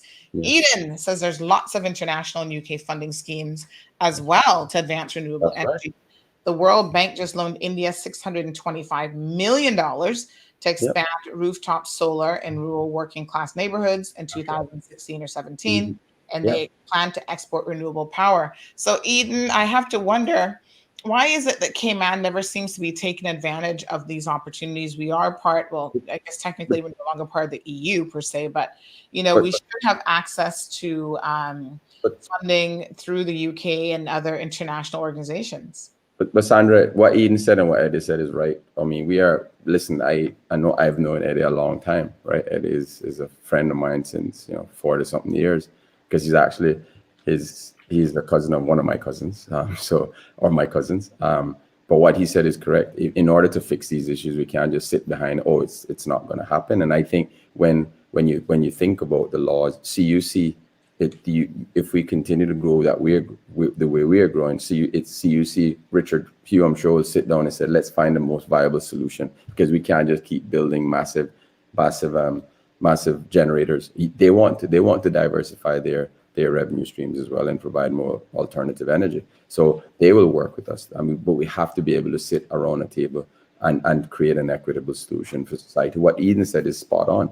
Not only the World Bank provides it, but there are other NGOs as well. And the other thing is they're private entities. They're private entities that actually create these solar panels and these solar systems that would be willing to subsidize the price of these items, with the view that they will have a larger market, or they can prove a concept. And if they can prove a concept in Cayman, that means that the concept can be rolled out throughout the Caribbean or throughout the world, for that matter. So we have to be creative in terms of, but we're not going to be creative if we don't have the types of contacts that people that work in the private sector has, and in the technology space, to be able to do this. You have to be able to have ministers that have the wide breadth of knowledge to be able to do these types of things, because it's a steep learning curve. And you go in there and they'll hit the ground running on the first day. They won't hit the ground running on the first day. They won't be able to even walk on the first day. We need people that understand these issues, that have managed multi-million-dollar projects on a day-to-day basis, that have a myriad of experts on, that can get in and sit in the room and be able to think holistically and strategically to get stuff done. Eden, actually, if I would like to make it. Eden is obviously, I know Eden. I know his mom, I know his dad. So, I'm sure he and I will sit together and come to discussions on this. And Eddie and I speak regularly as well. So we can actually just, come to let's bring in the experts, and let's bring in people with a similar mindset. Sandra, we can't fix this country by using the same people as advisors and as experts that we've used for the last 20, 40 years. We need to bring new, fresh ideas, people that understand. We may not agree on everything. No, we may not agree, but the fact is, at least when you arrive at a solution, it's the best potential solution that we can arrive collectively. And that's how I intend to work as a minister or as a member of parliament, that I am going to seek advice from a myriad of people. It can't just be just myself or a handful of my trusted people. It has to be people that have a wide base of ideas, a wide perspective, because when you do that, you then actually truly get a solution that works. But I also want to get it done as well. So it's not going to be analysis to paralysis, because that also is an impediment to growth. So we decide that this is the goal. Let's find the best solution and lose the Pareto optimality model. If you got 80% of the answers, then the remaining 20% isn't going to create any greater benefit. Let's go and have 80% of the answers and get it done. And we'll figure out the rest of 20% after that. Good stuff. All right. Yeah. So Miss Karen Thompson. Hey, Karen, how you doing? She says, I think the current Savannah development is being constructed by Young Cayman. Well, that's good to hear. Sue says the more expensive Frankel homes by us in Savannah are all sold so fast. Well, this is the thing. I mean, the cost of everything keeps going up. I got to be honest with you guys. I've never seen anywhere in the world where the cost of goods, consumer goods, commercial goods, anything ever seems to go down. I mean, look at history, right? The cost of living is always on the increase. A bottle of Pepsi 50 years ago was how much? We'll never see those prices ever again. Right. So I think that we have to accept certain realities in terms of how the world operates, and kind of holding on to, wow, what I paid for a house 25, 30 years ago is what it's going to be to build a house in this day and age, with increased cost of labor, import duties, and everything else. It just doesn't happen. So even from the perspective of, the Frankel homes, they're seen as more affordable homes, but yes, their prices have increased over time. And I imagine a lot of that is just to cover the cost of doing business. Right. But the other thing, Sandra, The other thing that I spoke about at a really good meet and greet with about 40 something people, and there were developers in the room, and there were others, young Caymanian developers and young Caymanian entrepreneurs and business people and professionals, lots of professionals. And what I presented at that meeting was, why don't we look at alternative ways of building? So think of, we have a particular standard, but why we don't maybe have to go through that standard and make everything so costly. So instead of the Miami-Dade standard, find another standard that actually works. A new technology, find different ways of building, promoting them. I know I did looking at container homes, but the other technology as well. Let's find those technologies. The other thing that we have to do as well, Sandra, is that the ongoing cost of energy. So when you use technology to decrease the cost of like heat of cooling, so make the homes well insulated. We're in the Caribbean. All homes should be insulated properly. Find a more effective way of actually insulating homes so that we don't have to, if we're using AC, it doesn't have to be as cold as, or turn the thermostat down as cold as we're doing now. Because if you insulate a home properly, the ongoing cost will decrease. But so in my view, let's build the technology that works for this environment, that provides protection. The traditional way of doing it may not be the most cost-effective way, and I think that's what you're saying, is that the homes are affordable, but the price keep going up because we maybe need to employ other technology that actually will reduce that cost, coupled with looking at reducing import duties and stamp duty for Caymanians, because we're not going to get to that level of ownership if we don't reduce the barriers to entry. Because if the barriers to entry continue to increase, it will be a dream for people. There will be an unattainable dream, and an unattainable dream for somebody who actually has a family and having to rent a home or have the NAU help them is just not sustainable, because we don't have an unlimited pot of money. So let's do it. Now we have the ability to do it, and we have the intelligence, we have the right people, we can get it done. But let's not continue just to talk about it. Let's work together to get it done. Mm-hmm. Absolutely. Okay, Raul, sounds good. Miss Mary, Rosie says, good advice, good sage advice here. We cannot solve our problems, but the same thing can we use to create them. Albert Einstein. I mean, and wise words of wisdom that will ring true forever. Darlene, Miss Mary says, Darlene, these are the people representatives care about, the wealthy expats, and plainly overlooking our future generations. I groan and sigh at the things that we, the citizens of Cayman, have to endure. Thank you so much, Jess, saying that Raul is a brush of fresh air this morning. I think you got a lot of fresh air this morning between both Raul and Michael. Sue says, one of my daughters bought a Frank Hall home in Savannah Gardens, all very nice properties, for a good price 4 years ago. I know what you're saying, Sue, but listen, very few things remain where they were 4 years ago. Trust me. Al says it's always refreshing to hear new thinkers to move things forward. The dinosaurs are dead. Well, unfortunately, Al, a lot of the dinosaurs are hanging on, almost 40 years in public office, and the good people of this country, for some reason, keep voting them back in. So the average age, I think, in this country now, now that registration has completed, has actually gone up. It was 50. I'm going to double check the elections office on this, but someone told me it's now 51. I was thinking it would be coming down so that we could really, get some people in there who are a little bit more forward thinking. But if we keep that age at 50 and 51, you can see why the persons who've been in there for 40 years and do the things that they do will continue to get into office. I mean, it just is a no-brainer, right? So we need to get young people more involved in the election process. We need to get more and more of them registered. I still remain in awe at how many young people are not even registered to vote. It's just shocking. Ms. Julie says, no price control, everybody doing what they want to do. Mary says, a blind man on a galloping horse can see that. That's a good saying. Yeah, I agree. But I wanted to touch on something, Sandra, where you mentioned the voters. I think, some of these younger voters are disillusioned by what has happened, right? And because they hear empty promises and people that are not transparent. So if we say something, we have to try our very best to get it done. And if we can't get it done, we need to go out and say why we haven't gotten it done, and don't hide behind it, right?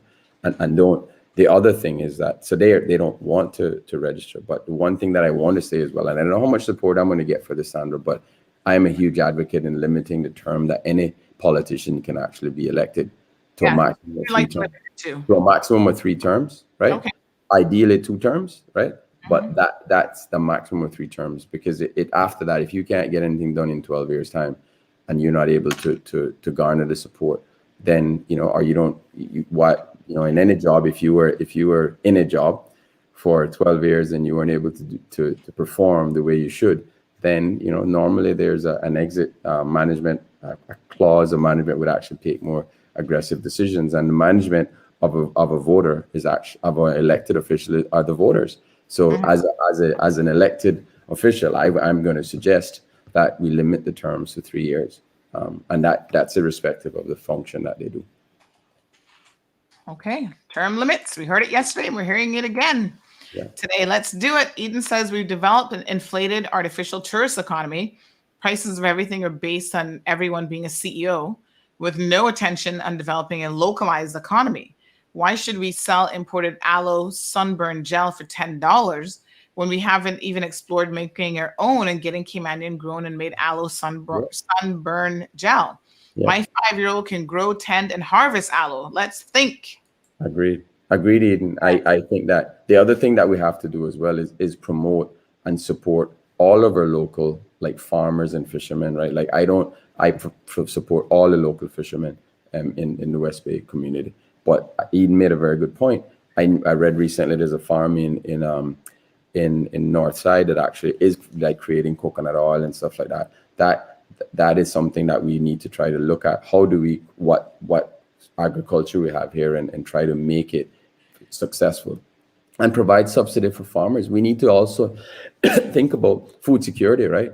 We need to, in order to get food security, we have to promote the people that are actually going to create meals and food and agriculture, and promote that sector of the economy heavily, because the fact is the less dependence we have on imported goods, the cost of living should drop, and we can actually have a much better lifestyle or quality of life for all, and also promote backyard farmers. The amazing thing, Sandra, I've been to every street in West Bay South, and a lot of people are actually doing their own backyard farming. It is refreshing. Everywhere you go, there's people planting peppers, cucumbers, lettuce, and some of them are actually using very innovative solution. They're using some sort of hydroponic solution created out of a 5-gallon bucket. I was amazed, and I said, how did you actually know this? He said, I YouTube it and I found out how to do it. And I was like, what? It's unbelievable, and the quality is fantastic.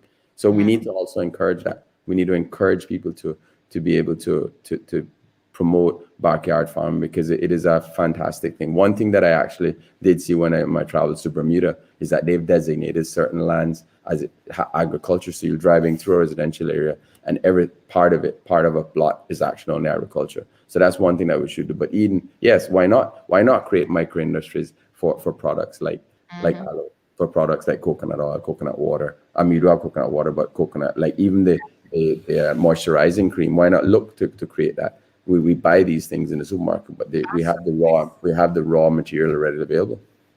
And that's why I love going to events like this weekend, the Red Sky at Night, because you get to see so many local artists and vendors on display who have the most amazing things for sale. I mean, the artists, I'm in awe of what they can do. Recycled materials like great tree leaves, they take and make into the most exquisite and beautiful jewelry. There's a lady there at Red Sky. She does some needlework, but then parts of it are actual sand from the beach. And I mean, it's just amazing and beautiful pieces of art, depicting local scenery or parrots or, it's just, we have so much amazing talent here that I think we really need to start to explore a lot of that and give people this skill set. Because I feel like, especially artists, they might know their craft and how to paint and do all those things, but they often don't know the business side of things, how to market themselves, how to put themselves out there, how to have expos and expeditions and where they can participate in different things to really allow people to see what they have to offer. Marissa says that she advocates for us young people through social media, and this will be spoken on again. Magdalene makes the point that a lot of young people do not want to get registered to vote because they're afraid of getting called for jury duty, which is a civic duty. So that's quite interesting. Eden says, Cayman, this is your island. Learn about as many as possible. Learn about it, I think, as much as possible, and talk to your friends in other areas about good candidates, ideas, solutions, etc. You can inform opinion in other districts, especially in the digital age. Marissa is an advocate of removing the one-man, one-vote system. I think there's a lot of people who want a national vote where they can vote for more individuals. Jess says, amen to Raul, agree with the term limits of a politician. Karen says, I have a ton of plants. I'm assuming that's aloe plants. So if anyone is interested in getting some aloe, link up Karen. Yep. Ms. Valdine says, I agree on the term limits too. She's saying 8 years should be good enough. Anna is in support of your ideas, Raul. So Raul, let's remind our viewers, I know you've got to go and we're almost out of time here this morning. Remind our viewers about your meeting tomorrow night. Tomorrow night at 7. But before I go and before I announce that, actually, I want to congratulate Reba Dilbert. The Cayman Islands won the costume competition at the Red Sky at Night. And she made a fantastic costume for my daughter, right? That she modeled, that my daughter modeled at the event. It was like unbelievable. And my daughter is quite shy, right? But the way the artistry that Miss Reba displayed and the creativeness, it looked like one of those Victoria's Secret wings that she had on. It was just fantastic. And this is all done on her front porch in West Bay South. She just sits there, drive by, Miss Reba is there, and she's like it's mind-blowing, the level of creativity, right? Yeah. And any photos? Did you take any photos? I got photos. I got photos. Okay, all right, we'll send us some photos. Yeah. We'll speed those up. So congratulations again to Ms. Reba. Ms. Reba she's again, amazing artist because costume making is also an art form. And she does some really amazing work, often on a budget. She can create some very unique, one-of-a-kind pieces. I was disappointed a few years ago when I understood that our national costume for Miss Cayman Universe was outsourced to someone from another island. I'm thinking, why are we not using all of this amazing talent that we have right here? That should be, it doesn't make any sense to outsource something like that to me, especially when that costume is then on display all over the world. It should be representative. It should be a true representation of us as a people. And the only way you can capture that is, in my opinion, if one of our own, such as Miss Reba, actually makes the costume or contributes to the making of the costume as well. Raul, thank you so much for joining us this morning. So my meeting is at 7 p.m. tomorrow at the Heritage Square parking lot, across from the Centennial Towers. It's right by the four-way stop. It's very central. We have everything ready there, but I want people to come out and listen and hear my ideas to understand that why I'm the best candidate and why I am the one that will make the tough decisions to ensure Caymanians are put first. And I mean Caymanians that have been here for generations and new Caymanians, because we're all in this together. I will make sure that I always do the right thing and also communicate with our people, communicate with them through this medium, to other mediums, because that's the only way we're going to resolve these issues. Okay, my friend. Very good. Bye-bye. Have a good day, Sandra. Bye, everyone. Thank you. Bye-bye. So lots of meetings, folks, that are taking place tomorrow. Actually, there's a meeting tonight with Sammy Jackson. So make sure that you guys go out to that event. That's going to be at Harbor House Marina. So Sammy's having his public meeting tonight at 7 p.m. And then tomorrow night, Raul is having his public meeting as well. So folks, go out and support. I do want to talk about tomorrow's Thursday. Hopefully we'll get an opportunity to speak a little bit about some of the candidates who have put themselves forward for nomination, because there's something that I learned that I never knew before, that I just learned this morning as a result of one of the candidates, is that you don't even have to physically be there to get nominated. I never knew that. That is news to me. And you see, you learn something every single day, folks. Truly, truly amazing. So CMR is here for you as your election headquarters. Like I said, we're going to be working with the Cayman Islands Chamber of Commerce to bring you the candidates forum starting next week. I will put the dates and times up. We're going to be doing a whole marketing blitz on that to make sure that everyone is aware of when the candidate forums are taking place and that you can tune in. I've already sent out a message to my folks. Listen to me. I believe in action. Nothing gets under my skin more than people who just talk. And listen, I do a lot of talking, but at some point you got to put, metal to the pedal. Is that the saying? Metal to the pedal? But you got to put your foot on the pedal and you just got to get things done. So I believe in action. And after hearing the little bit of disappointing news that the idea that I was willing to give a tech giant to run with, unfortunately, they're not going to be able to run with that because of their own, just restrictions, I guess, in doing business. I have a small business, folks. It's nothing grand, nothing major, but I will try to make my contribution in any way that we can. So here's the idea. I want to roll it out. We'll tweak it and fine tune it. You guys know Roque. We are the sort of streaming experts. So we sell these devices. They come in all different models. I wish I had one here that I could show you.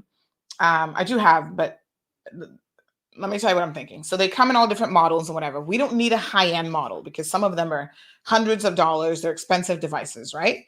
So from the company that I order stuff from, my distributor, I can get the sticks, which are similar to a Fire Stick. They're a little bit more economical. There's also, I think it's called the E1 model, which is like an economical unit. So I've already emailed them this morning, folks. This is just get it done, right? So I've emailed them, said, listen, I want to do a community project offering your devices to seniors in our community.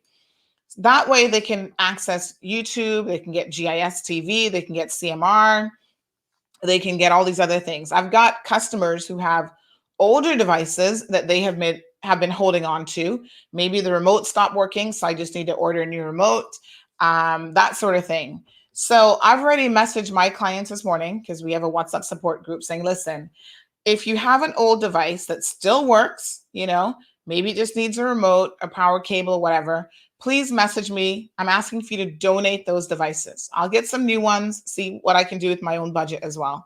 But I'm going to repurpose those devices, get them set up, go into the homes of our seniors. And this is where I could also use your help.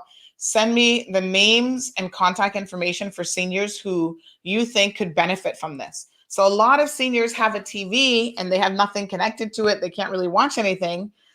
They are complaining now about not even having access to, Cayman 27 disappeared. And this is our first election cycle, folks, without Cayman 27. I don't want our seniors to miss a beat. Just because they don't have an iPhone or Samsung or the smartest, fastest devices doesn't mean that they should be missing a beat. So let us help them.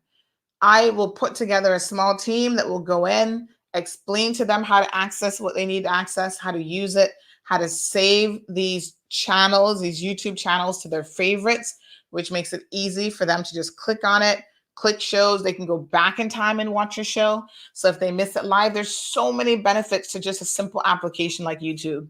And as a community, we can do this. We can help our seniors level up their game, right? I'm 100% knowing that this can be done. So if you're with me and you understand where I'm going with this, please reach out. I've already had 2 good people in my customer group already said they will donate what they have, and I'm sure more will be coming forward here in due time.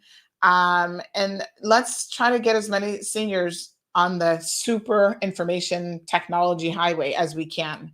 I think it'd be useful for them to see what new candidates are out there so they're not continued to be fooled by the ones that we have in there now who haven't said anything new in the past 25 or 30 years, a lot of them. And so, they can tune into Raul's meeting because his meeting will be live streamed. And they can really see precisely what is going on in our various communities. So our various sections of the larger Cayman community. So yes, if you're with me, let's just get it done, folks. I've also sent the message to our news group to see if any of them, are willing to assist in any way, even if it's just showing an elderly person how to use YouTube. We can do this. All right. Small but simple things can really make a difference in the lives of so many individuals. Big shout out to Miss Sue. She's now drinking her tea from her CMR mug. Miss Mary, I need to see you, please, with a mug.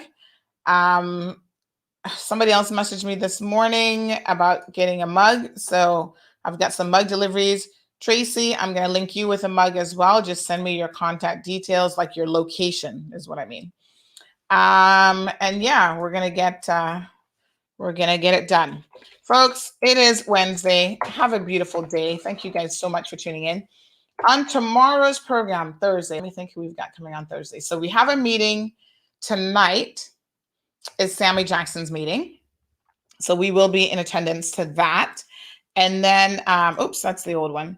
And then tomorrow's program, Thursday. The Filipino community folks have been asking me to please do another tag along segment.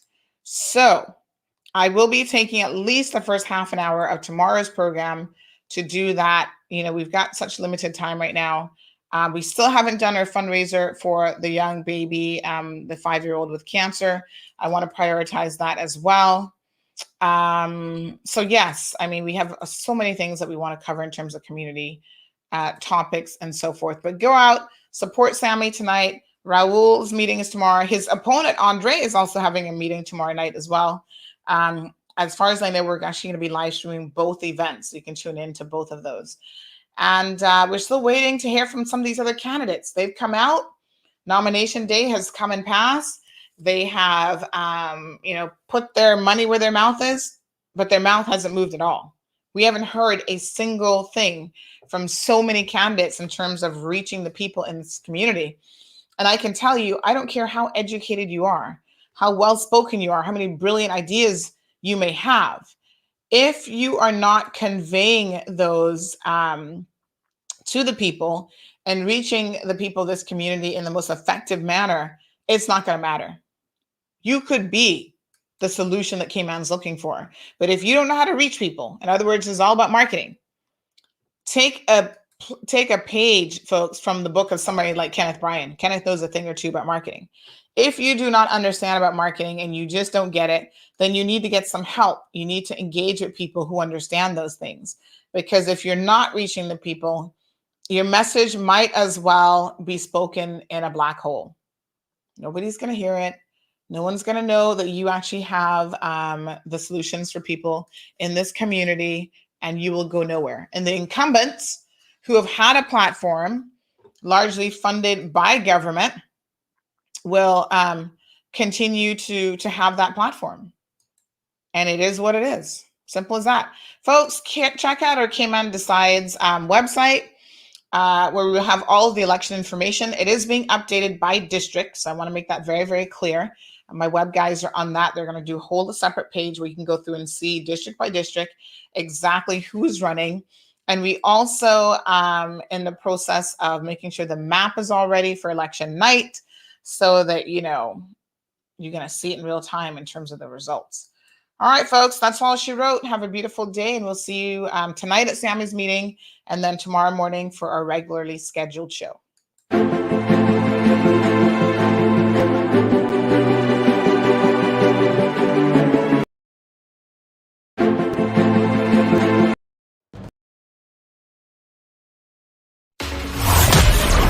Thank you for tuning in to another edition